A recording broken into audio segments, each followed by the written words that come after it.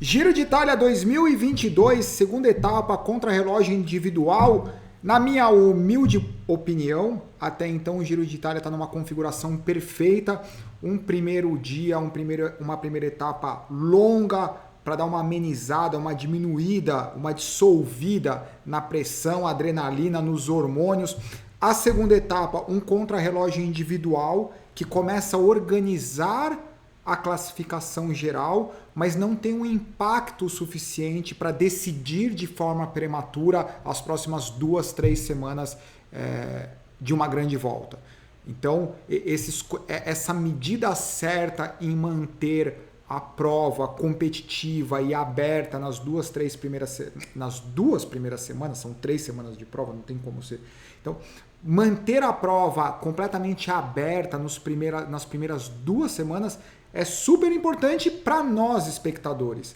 Porque quando prematuramente você começa a ter descarte de vários ciclistas ou várias equipes que perdem, por exemplo, o sprintista para aquelas equipes que são orientadas para o sprint, ou que perdem o cara da classificação geral para as que lutam pela classificação geral, começa a perder um pouco o senso de estratégia de uma grande volta, que é o que faz diferença. Nada disso muda o fato de que o Van der Poel é um animal, um monstro. Mas, hoje, apareceu um cara que eu duvido que alguém imaginava que o Simon Yates iria levar essa. Isso é o bacana de acompanhar um pouco mais as grandes voltas ou as provas que acontecem durante o ano, porque realmente o contrarrelógio tem se tornado extremamente decisivo para a classificação geral.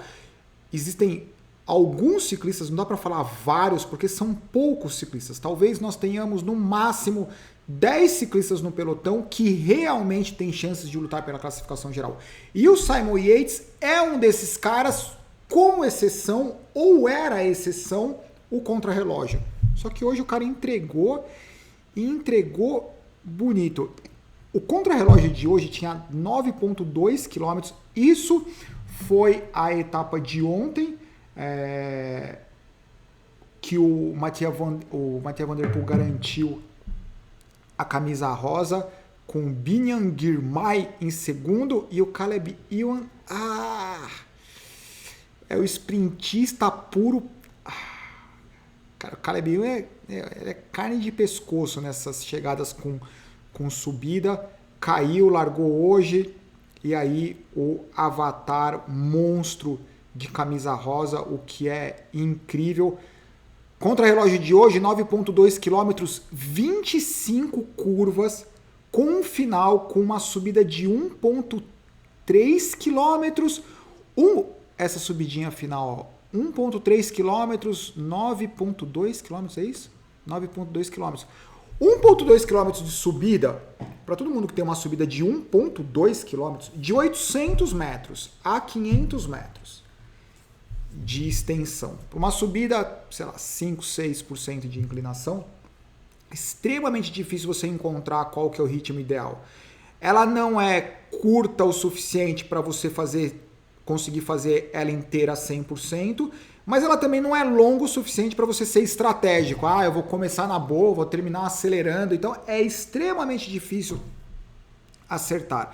A vantagem dos caras é que como eles são muito mais potentes, o tempo que eles precisam para fazer esses 1,2 km, 1 km e pouco, ele é mais próximo do que seria o máximo. Então não dá para comparar, né? Porque quanto mais potente o cara é, mais energia ele gasta, mas quanto mais alto é o FTP dele, menos tempo ele gasta. Quanto menos tempo ele gasta, mais explosivo ele pode ser. É mais ou menos assim a matemática. A grande expectativa era em relação ao Tom Dumoulin, porque desde quando ele deu aquela cagada e venceu o Giro de Itália, ele é um cara que tem um contrarrelógio excepcional. Eu vou deixando alguns personagens que passaram com o tempo mais rápido, mas a grande expectativa era em relação ao Mathieu Van Der Poel, basicamente, e ao Tom Dumoulin. Para quem acompanha sabe que o Tom Dumoulin, ele deu uma espanada, ele deu uma... Deixa eu colocar um pouco para frente para os caras não me tirarem do ar. Aí o Tom Dumoulin. Linda a pedalada do Tom Dumoulin. O Tom Dumoulin ele deu uma espanada. Acho que 2 anos atrás ele chegou a literalmente aposentar. Eu não acho que foi estratégia, eu não acho que foi eu preciso de um tempo. Eu acho que efetivamente ele aposentou e estando aposentado ele falou, putz, não é hora, porque ele falou que sentia muita cobrança e geralmente o pessoal fala, né, nos países que tem mais tradição no ciclismo é mais fácil. Não é mais fácil, porque a régua é muito alta, né? Então, a pressão, a gente percebe isso, por exemplo, com o Remco Evenepoel. Mesmo o moleque sendo um fenômeno, não basta ser um fenômeno. Ele tem que ser melhor que o Ed Merckx. Então, por melhor que ele seja, se ele não for melhor que o Ed Merckx, ele foi mais ou menos na carreira dele, o que é um absurdo, né? E em outro nível, em outra proporção, o Tom Dumoulin, na época dessa aposentadoria dele, ele comentava um pouco sobre essa história dessa pressão de sentir que nunca era o suficiente o que ele fazia. Apenas por um contexto histórico. Tá aí o Tom Dumoulin, ele foi o primeiro cara a fazer um tempo que realmente colocava ele numa situação de vencer o contrarrelógio. Essa imagem anterior foi da subida, terminava o cucuruto da subida, ainda numa subida com um gradual, com gradiente de inclinação um pouco menor, linha de chegada, daí ele passou em primeiro 11 minutos e 55, 9.2 km, 46. Aí, Simon Yates. Bom, deixa o Simon Yates pedalar. Ninguém esperava, ele não esperava. Ainda mais o contrarrelógio é super difícil, porque por mais que você melhore os seus números, por mais que você melhore vários aspectos, é difícil saber se você vai ser o cara que vai conseguir um melhor contrarrelógio. Simon Yates, ele é um dos favoritos para esse Giro de Itália na classificação geral, e tendo conquistado o contrarrelógio, ele realmente se coloca numa posição de favorito. Mas agora, alguns comentários interessantes. Eu ia fazer um vídeo à parte sobre isso, mas eu resolvi comentar agora.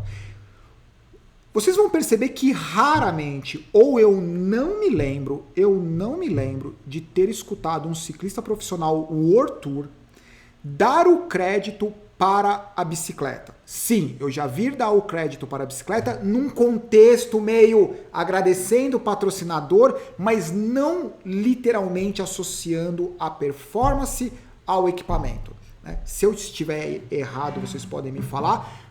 Estou dizendo o seguinte, sim, vários ciclistas falam, não, o equipamento é muito melhor, eu estou me sentindo, mas você percebe que tem alguma coisa de tentar entregar um resultado para o patrocinador. Nas entrevistas que ele deu após o contrarrelógio, você percebia que era uma entrevista legítima de perguntar. Ele falou assim, o que aconteceu? Ele falou assim, bom, eu tenho que agradecer ao novo patrocinador, que é a Giant. Ele nem comentou o nome. Ele falou assim, um novo patrocinador, acho que ele comentou Giant e a Cadex, que são as rodas, e do trabalho que a gente fez nos últimos 3 meses, nos 3 meses finais do ano passado, para conseguir colocar numa posição aerodinâmica. Só um parênteses, a Giant é um equipamento incrível, é uma bicicleta que raramente você vai encontrar reclamações. A Giant, ela é a fabricante da maior parte das bicicletas que tem no planeta, é a maior fabricante de bikes do planeta. Inclusive, acho que são eles que fazem as bicicletas de alumínio da Specialized. O pessoal que é amante da Specialized pode colocar se é verdade ou se é mentira, sem ficar emocionado, tá? Mas a Giant, ela é meio low profile, né? Ela não faz muito propaganda, mas para todo mundo que já teve uma bicicleta Giant, ou eu adoro a opinião dos mecânicos. Eu respeito a opinião dos palpiteiros, eu respeito a opinião dos revendedores, mas os caras que colocam a mão na bicicleta e sabem se a bicicleta realmente é boa ou não, são os mecânicos, porque são os caras que seguram as buchas, né? Então os mecânicos sintam-se à vontade em falar ao longo de várias gerações de bicicletas Giant. Eu acho que eles têm uma consistência e têm um equipamento que não é valorizado o quanto deveria. Simon Yates fez um tempo incrível. E o Mathieu Van Der Poel, o que dizer do Mathieu Van Der Poel? Porque, como o Simon Yates mesmo disse, né, ele tem o foco total na classificação geral, ele sabe que tem que se dedicar no contrarrelógio, mesmo assim já é complicado, os treinos longos e de montanha. Aí o Richard Carapaz fez um tempo ok, mas não um tempo excepcional. O Carapaz é o perfil que a gente tem dos vários ciclistas que tem uma ótima característica para classificação geral, mas não tem um ótimo contrarrelógio. Deixa eu colocar aqui no avatar cor-de-rosa e daí eu já coloco o avatar. O que eu estava dizendo, o Simon Yates, ele é extremamente difícil para o cara que não é um cara que vem do contrarrelógio, como por exemplo o Geraint Thomas, o Tom Dumoulin, o Primož Roglič, que são caras que têm um contrarrelógio, não dá para falar naturalmente, né? Mas talvez tenha um pouco mais de facilidade. O Simon Yates, obviamente, não, ele é muito menor, mais magro, mais leve, o que para o contrarrelógio às vezes é meio cruel. Todo esse blá blá blá que eu estou dizendo é para falar o seguinte: para o Mathieu Van Der Poel ter um contrarrelógio em nível mundial, é porque é na potência. Porque é difícil imaginar que o Mathieu Van Der Poel, com o calendário que ele tem, ele é o cara que vai se dedicar 2-3 meses e encontrar o melhor posicionamento e ter o mesmo tempo e dedicação de ajuste fino que o contrarrelógio geralmente exige do que outros ciclistas que têm um contrarrelógio excepcional. Então, essa performance do Mathieu Van Der Poel eu atribuiria 100% ou 90% à estupidez de potência que esse cara tem. Né? Porque não dá para imaginar que ele tem o mesmo tempo de dedicação no contrarrelógio que o Tom Dumoulin tem, por exemplo, em ficar acertando os milissegundos, os ganhos marginais. Eu acho que o Mathieu Van Der Poel, que ganha marginal nada, meu. Me dá a bike aqui que eu vou socar essa bagaça, eu vou envergar o pé de vela. E aqui é o avatar, meu. Monstro. Ele fez o segundo melhor tempo, acho que 3 segundos. Olha como que ele sobe bonito. Pelo amor de Deus. Acho que o patrocinador deve ficar literalmente na mão. Falei assim, esse cara vai explodir a bicicleta no meio. O quadro dele deve ser feito especial para ele. Deve ter um pouquinho mais de carbono. Absurdo. Absurdo. Aqui o Simon Yates comemorando. Incrível o Simon Yates. Na entrevista, aqui o tempo, Simon Yates 3 segundos a mais que o Mathieu Van Der Poel. E o Mathieu Van Der Poel, ele meteu 2 segundos no Tom Dumoulin. Para ver a estupidez que é o Mathieu Van Der Poel. Agora, tendo dito tudo isso, eu vou colocar um fogo na discussão, que é o seguinte. Eu diria que o contrarrelógio do Simon Yates, ele foi substancialmente melhor do que os 3 segundos de diferença que representa. Por quê? O Mathieu Van Der Poel, ele fez tudo o possível e o impossível para manter a camisa rosa. Sabe quando o Julian Alaphilippe ganhou o contrarrelógio que era inesperado pela camisa rosa e etc? É isso que o Mathieu Van Der Poel fez. E o Mathieu Van Der Poel, ele tá lutando para manter a camisa rosa. E perguntaram para ele na etapa de amanhã, ele falou assim, não, na etapa de amanhã ele vai pro trem de embalada do sprintista da Alpecin Fenix. Por que eu estou dizendo que o do Simon Yates ele foi substancialmente melhor do que a diferença de 3 segundos?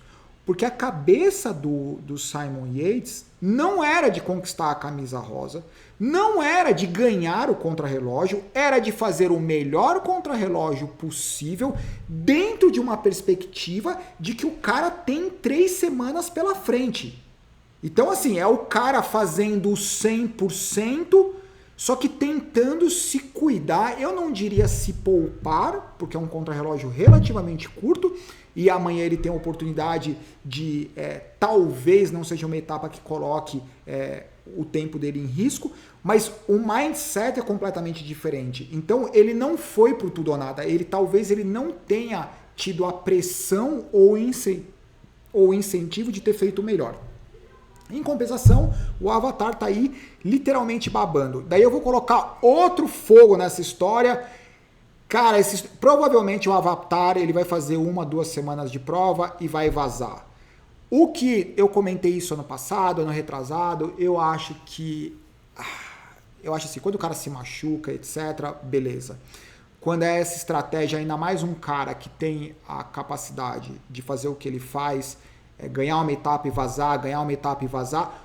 O que acontece é que as equipes que têm o maior orçamento, se isso virar moda, entendeu? Os caras vão quebrando, porque assim, as outras equipes não têm oportunidade de ver. Cada vez que um cara vence, são apenas 21 etapas.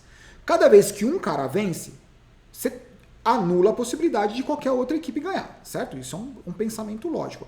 Agora vocês imaginem que você tem 4, 5 equipes que têm orçamento e tem ciclistas bons o suficiente para ganhar uma etapa, vaza, vai descansar para o Tour de France. Daí vai para o Tour de France, ganha 1, 2 etapas, vaza e vai para a volta à Espanha. Daqui um pouco, ao longo de 21 etapas, quando chegar na 21ª etapa, você não tem nenhum cara que ganhou uma etapa e completou a grande volta. Então eu acho que isso... Eu não gosto, por exemplo, e eu falei isso ano passado, um monte de gente discordou, por exemplo, o que ele fez no Tour de France, ele pode fazer o que ele quiser, mas eu não acho legal, tipo, eu acho que o ciclismo ele tem algumas coisas algumas coisas estão associadas ao espírito do evento. É o melhor que você pode fazer em 3 semanas, não é o melhor que você pode fazer em 1 semana e vazar, porque daí, né, enfim, o que vocês acham disso? Sintam-se à vontade, mas tá aí, ó, literalmente babando, deu um máximo. Bonita essa camisa rosa, hein? Literalmente. Ontem ele tomou a rolha de champanhe isso aqui é a classificação geral. Não dá para dizer que acomodou a classificação geral, mas o Simon Yates está lá, né? Tom Dumoulin, torcendo para o Tom Dumoulin fazer algo incrível. Se a cabeça dele não pifar, ou se ele não tiver desinteria, eu acho que vai. Curiosidade também para saber o que o Richard Carapaz vai fazer. E nós vamos ao Lennart Kern. Ele também está forte. Ele está aqui na classificação geral? Não. Tobias, Wilco Kelderman... Não. Bom, eu acho que é isso. Sintam-se à vontade em fazer os comentários, especialmente sobre essa história que eu falei de ganhar algumas etapas e vaza. Eu não acho bacana. De novo, o cara pode fazer o que ele quiser, né? Ele não é obrigado, o regulamento não diz que ele... Agora, o cara terminar a camisa, eu acho assim, ok, não tem o que fazer, né? Ele ganhou, por exemplo, uma etapa, 2 etapas, vestiu a camisa rosa, ele não vai terminar com a camisa rosa. Agora, por exemplo, os sprintistas, entendeu? A não ser que tenha sido por queda. É difícil, né? Porque tem a queda que tem um machucado evidente, diagnosticado, que impede com que o cara continue. E tem a queda que você não precisa ter nada diagnosticado, né? Você simplesmente, o corpo pode ter ido para o espaço e não dá para continuar. Mas você entregar a camisa, por exemplo, do Rei da Montanha, do Jovem Talento, ou do Camisa Verde, ou da Camisa Ticlamino, pro cara que acumulou o maior número de pontos, mas não terminou, eu não sei. Mas isso não é um pensamento conclusivo. O pensamento conclusivo vai ser após o comentário de vocês. Eu acho que é isso. Abraço, tchau.